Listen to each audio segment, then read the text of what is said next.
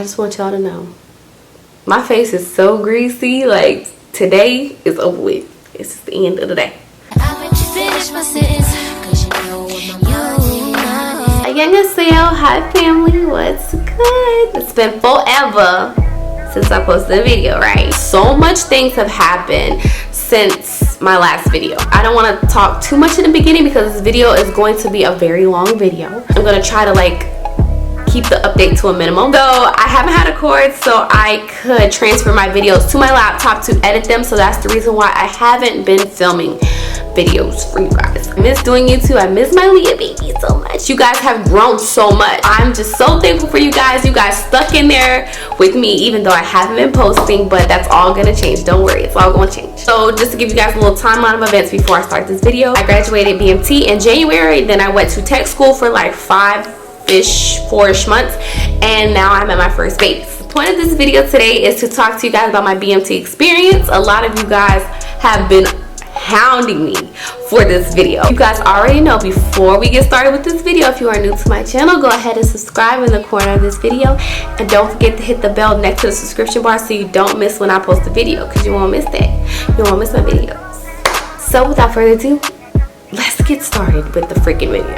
Like, I went to BMT, I think the 19th or the 18th of November. I can't freaking remember. I don't have anything written down for this video at all. Don't know where I'm going with it. Kind of might go all over the place, but I'm gonna try really hard not to. I'm trying to remember some of the questions you guys asked me so I can also answer that. So I got to Lackland Air Force Base at like I don't even remember what time we got there. It was dark outside, I know that much. Maybe I picked us up from the airport, whatever. We got on this bus and everybody was having mixed emotions. Some people were quiet, some people were loud as hell. So I was in my own zone because I was so scared. First night we get there, this is like an embarrassing-ish story for me. It was really late and they give you like these little box lunches. A lot of people I seen on YouTube before I went to BMT, it's like, oh my god, don't eat that lunch. That lunch is so nasty. Well baby, I ate that lunch, and I ate that lunch quite a lot because we had options to get that box lunch quite a lot. And yeah, it has Oreos and everything in it, and you better appreciate that because you ain't gonna taste nothing sweet for a long time. You're gonna go in this building and then there's like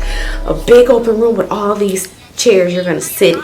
All this crap, right? So they're gonna like break you guys up, right? They're gonna have a certain amount of females here and here and here. They're gonna break you up. So they breaking you up because this is your flight. Everybody was quiet, like I mean not talking or anything. We were like sitting there, just sitting there. Eventually my flight got called. We had to line up basically, and we had to go in alphabetical order, and then we had to go sit down in the area. I can't remember what the building is called, it's really bothering me. Sat in the hallway, and then we put our stuff or whatever on a certain side. I can't remember, whatever. So anyway, our MTI came and got us. We had 2 MTIs, one was a male, one was a female. The female MTI came and got us the first night. She went down the line to make sure we were all there. She told us to grab our stuff and follow her. I had a manila folder, right? I had my birth certificate, my social, all that crap. I was carrying it in my hand. I don't know why the hell I was carrying it in my hand, but I was carrying it in my hand. And we're rushing, right? We're rushing, and it's dark, right? We're outside at this point. My bag is heavy as I don't know what, right?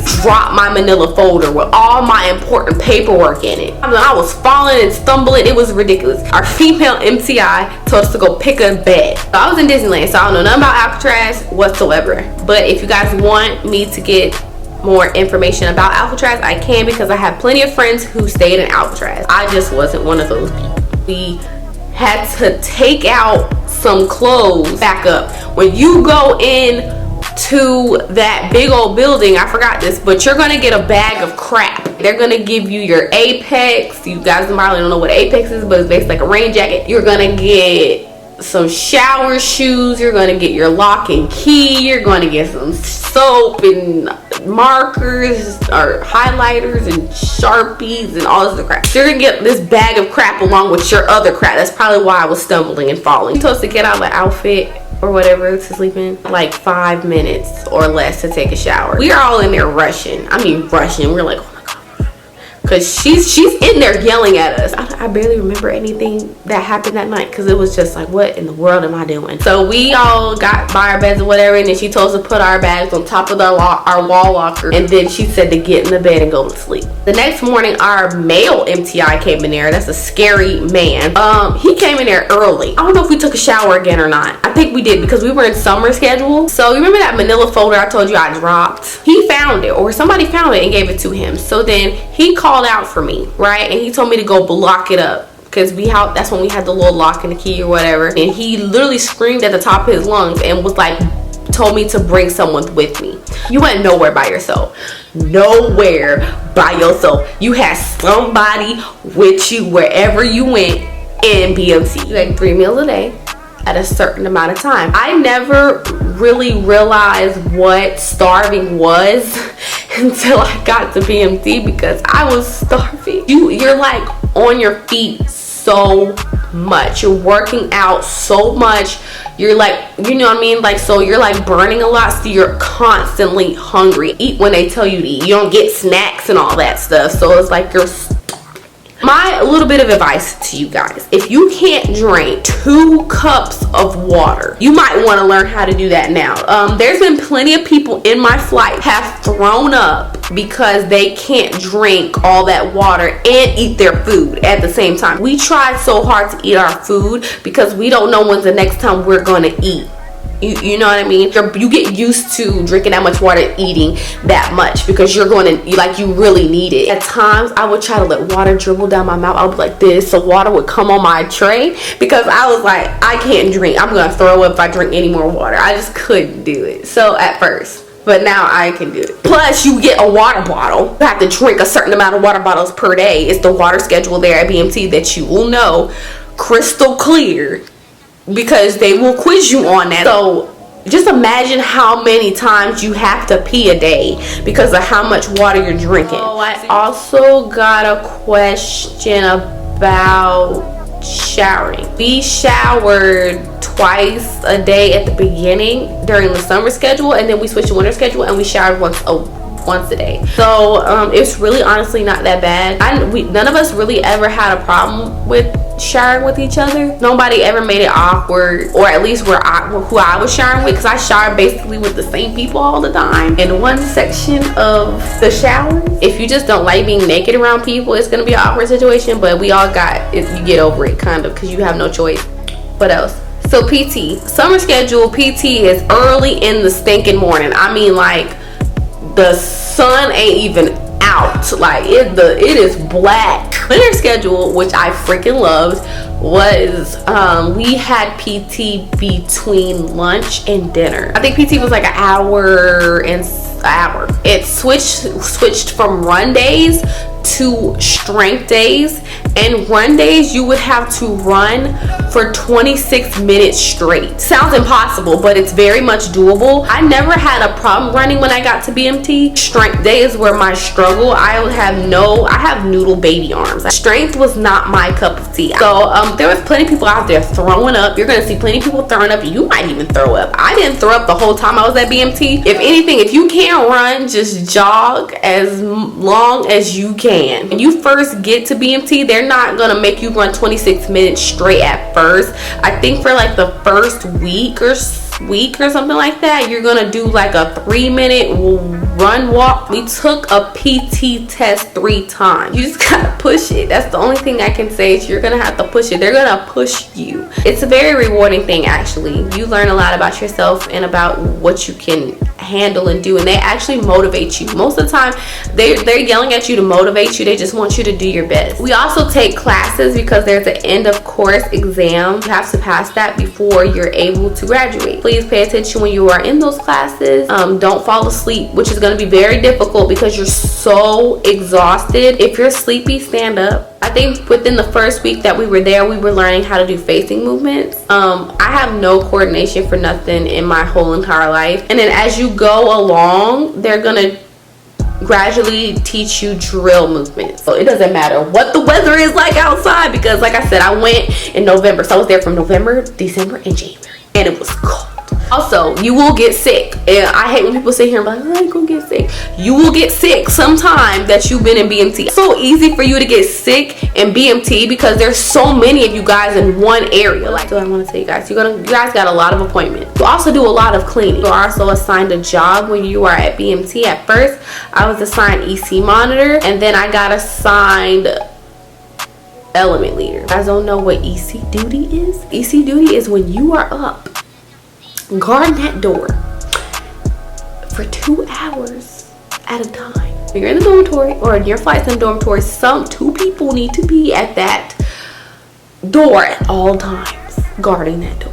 We'll announce when opposite gender comes into the dormitory. You need to make sure you let the appropriate people come into the dormitory. You also got to carry your weapon up there, and when you're up there, you also need to study for your EOC. EC duty sucks when you have it at night because you're tired. Like, this is the only time you ever get to sleep, and you're up here doing EC duty guarding the door. You're like, dang, I'm up here for 2 hours, and then you got to go and check the bathroom every 15 minutes. Yeah, so I was EC monitor, so I actually made the schedule for who went when. Then after like the second or third week, I was element leader, and I was element leader literally the whole entire time I was there. They're gonna teach you all about flights and columns and all that. You're gonna learn all that because it's too much to say in this video for you guys to understand what I'm saying. Literally, the whole time you're at BMT, you are going to learn.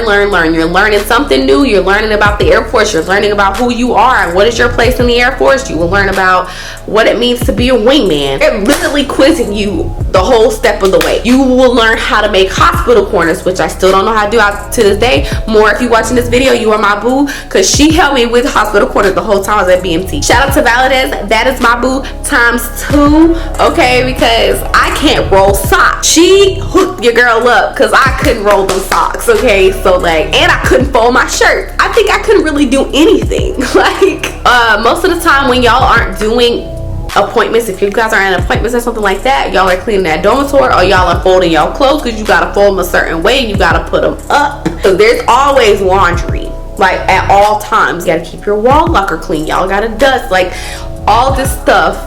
So you're constantly doing something. You will learn how to do retreat and parade. That's how you graduate. You can't go and do retreat and parade. You cannot graduate. We all had to get up in the morning and try to make our beds. And we had to be dressed in the uniform of the day that they will say over the intercom.